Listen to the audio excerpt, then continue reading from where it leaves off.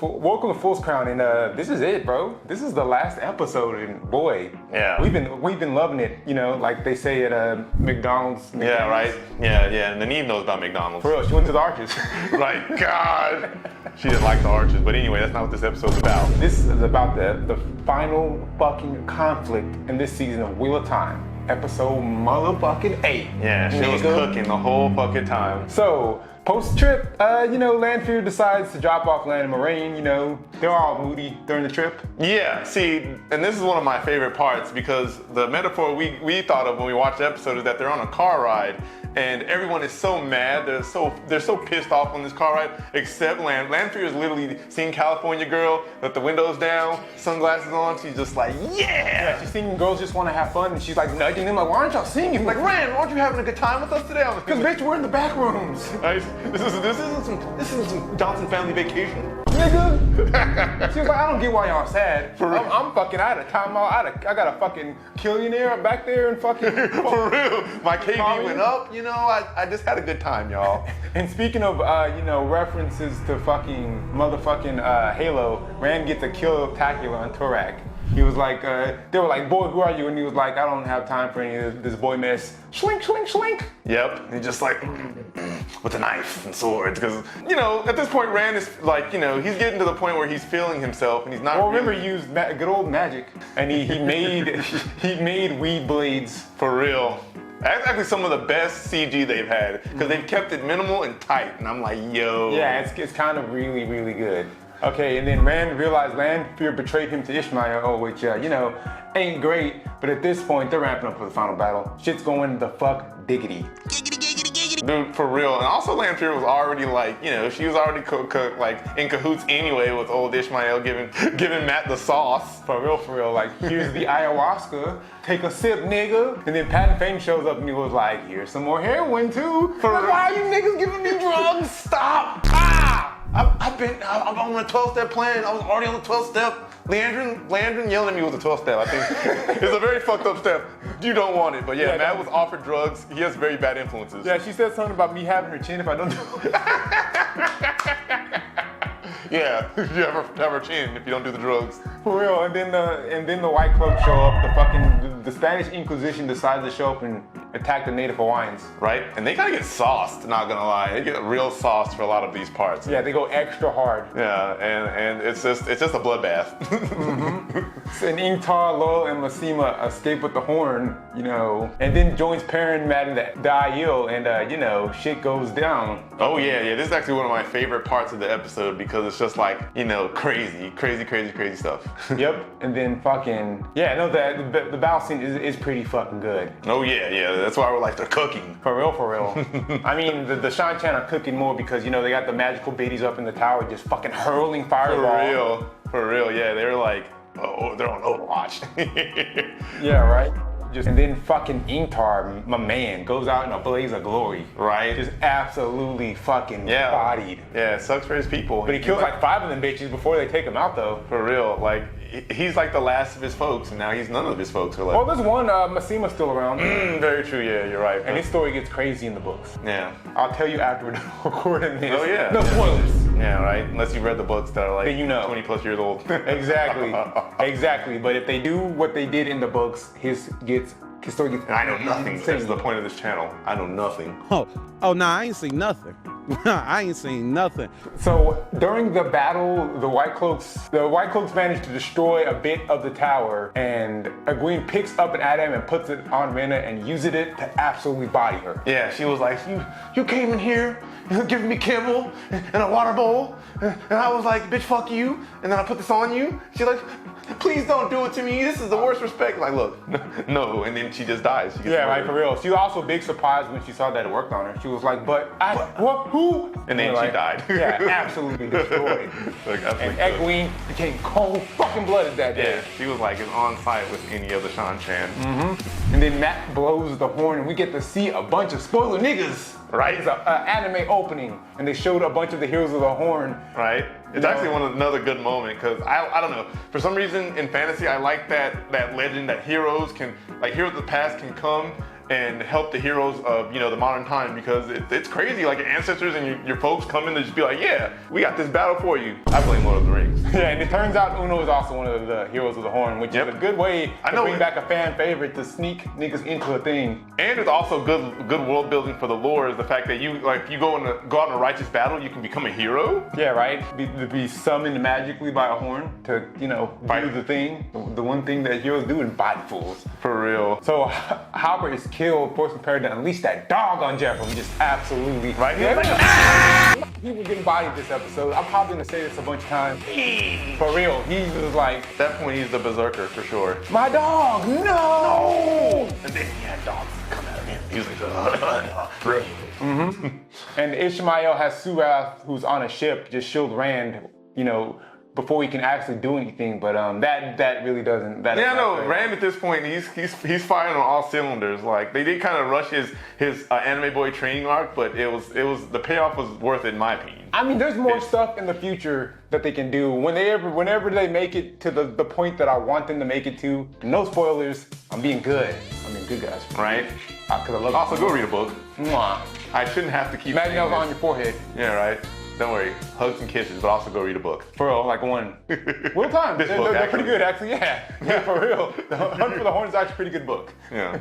So Matt is tricked into wounding Rand by Ishamael, and the gang is reunited. Yay! They like hugs and celebrations as like an Eldridge man is staring at them with evil intent. Right? And he's like, I got magic spice too. But also the wound that Rand gets, he's just like, oh my god. Yeah. It's actually also part of the story. It never truly heals because it's got like that darkness inside of it. That darkness? Darkness. It's got that darkness in it. It can't go away. Egwene and Perrin throw down with Ishamael. You know what? They tried to get their licks in. Yeah, they had a big try. The problem is he was just firing with like all kinds of magic on him. For real. Because like we said, he's Eldridge man. He's like the worst evil superhero. He's like channeling that inner Cthulhu. Yeah, for real. He crawled up out of a symbol?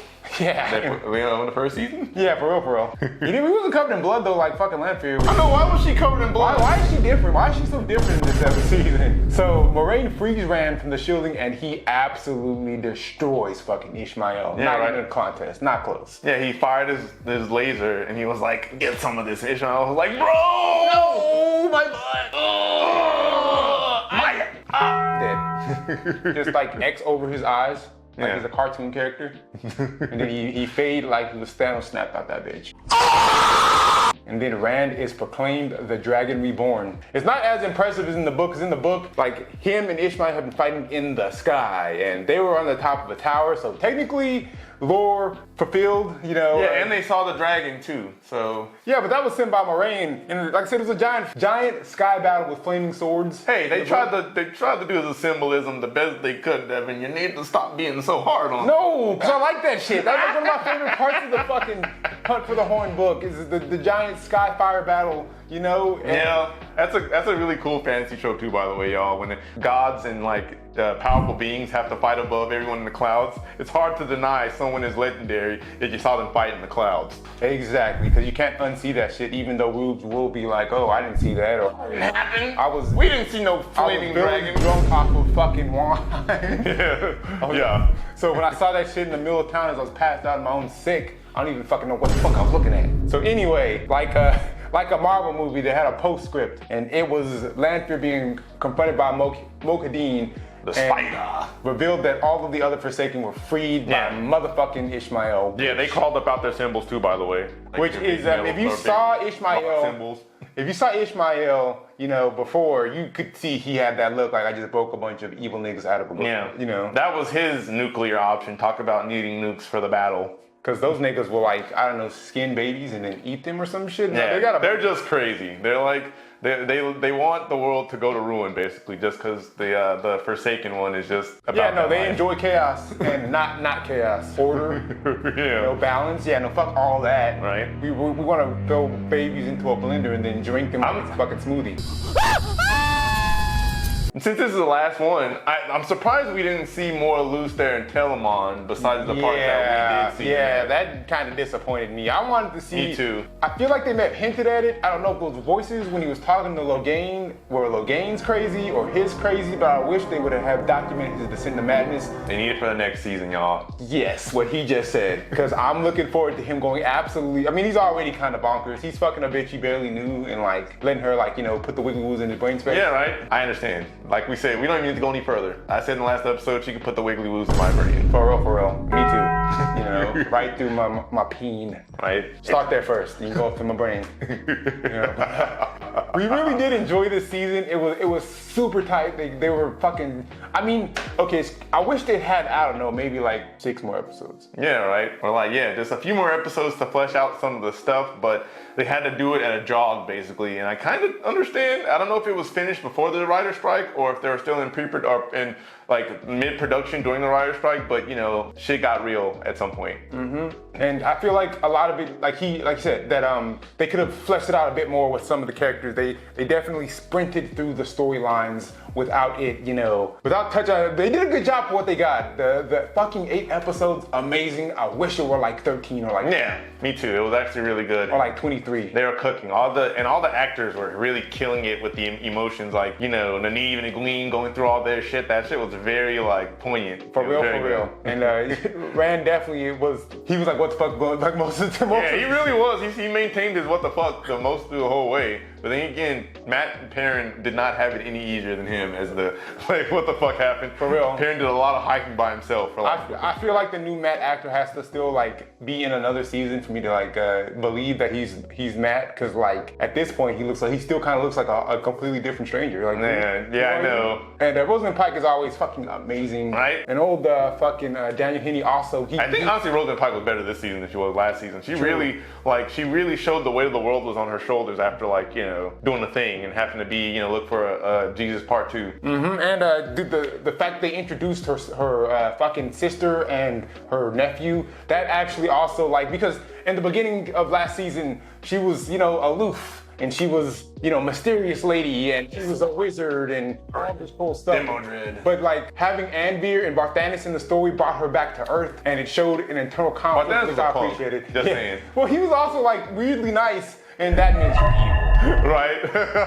Rand, he interacted with him about 5% and was like, yeah, your nephew's a weird nigga. For real. He was like looking at him like, bro, but Dennis was like, here's a sandwich, and he's like, what the fuck, what the nigga, what? I know. But in the back of his mind, like, oh, I know things and stuff. God, and even when he tried to act on the evil, Barthanes was still a fucking lame nigga acting on that shit. He got outdone by his mom. For real. But it's still, like I said, it's good characterization for Moraine though. They did good this season, and Lan going through his, you know, their potential breakup, which didn't even fucking happen. It was just a trick, you know, gnomes and illusions and all that. Yeah. You know, but all of it was amazing, and we got to see more Aes Sedai in their natural element. You know, being in the White Tower, and we got to see the actual conflict, because even though they're the Power Rangers of magic, they still don't always agree. Yep, exactly. They need to get that shit together. For real. Next season. For real, but we'll see him in the next season. We got other videos coming down. You know, we're gonna fucking we're gonna finish House of the Dragons because they're cooking up next season. Yeah, they already got they showed that shit today. Whoever watching this. When we watched the last episode, the second to last episode of the Rings, we had thought we weren't gonna finish it, and then we decided to finish it. Right. Don't know if we're gonna watch season 2 though. Not gonna watch season 2. I don't need to like have a decision. I'm good. It was boring. Yeah, we want to see the Balrog though, so we're gonna check it out. Yeah. And we got Invincible on the way, and yeah. I don't know, other things. Yeah. So yeah, you know what to do. Like, comment, and subscribe. If you don't like, comment, and subscribe, then what would happen to you? I think you will have to be locked up after your mom realizes you're a Dark One. Yeah, you'll be locked up because your mother realized you were a simp for the Dark One, and that's not good. But if you do like, comment, and subscribe, we'll declare you the Dragon Reborn. For real, we'll like shoot fireworks. They'll like have your name and like a dragon underneath. It'll be fucking lit. Yeah. So you know, go ahead and like, comment, and subscribe. Hell yeah, you want that to happen. Yeah, and you know, we out here building a legend. We'll see you on the next one. Peace.